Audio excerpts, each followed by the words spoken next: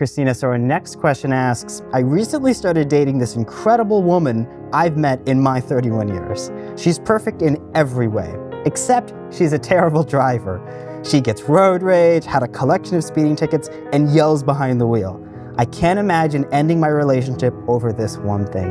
What do I do? I think as a culture, we take driving for granted. It's really a privilege, not a right. Drivers like that, it can become a dangerous situation very quickly. She could expose, the entire vehicle to violence or a road rage situation that nobody in that vehicle is asking for. Everybody in the car can become a victim at the hands of the driver. So for me, I think it's a bit more serious, and I would really have that conversation with them of like, what was your driver's ed like? Who taught you how to drive? Is this something that if I share my concern with you, that you might take a defensive driving course on your own?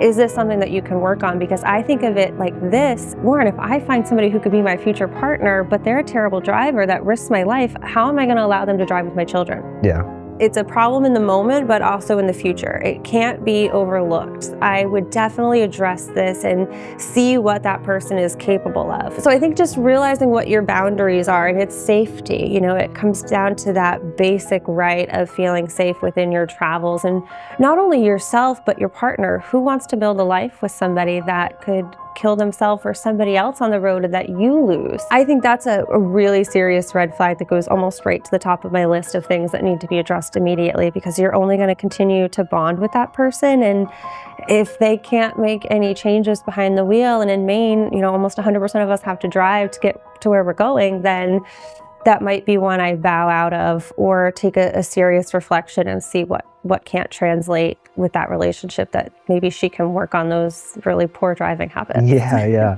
No, and really two things really come to mind for me. One is that, road rage, in my experience at least, usually the people that have a lot of road rage usually translates to something else when they're not in the car, and so they might be easily irritated, or there might be another factor at play. So maybe this person that is experiencing a lot of road rage might also have another trigger outside of driving a vehicle that you just haven't seen yet. I actually think that is a phenomenal call out, Warren. I think especially in the beginning of relationships, people want to interview well, and some people interview outstandingly well, and they can hide emotions and situations, but driving is something that is so unique that even she can't hide this bad habit. And you're right, her rage probably does translate within different categories, but she has perceived control in those settings with that new partner, so it hasn't been exposed yet. We all know in time, people can't hide who they are for long, at least unless you're a perfect sociopath. So I think that's a great call out of like, when will the next shoe drop on this sudden anger that upsets her, and what will that look like for you? So that's definitely, I think, a bigger red flag than even driving like that first came to my mind. Exactly, yeah, really well put.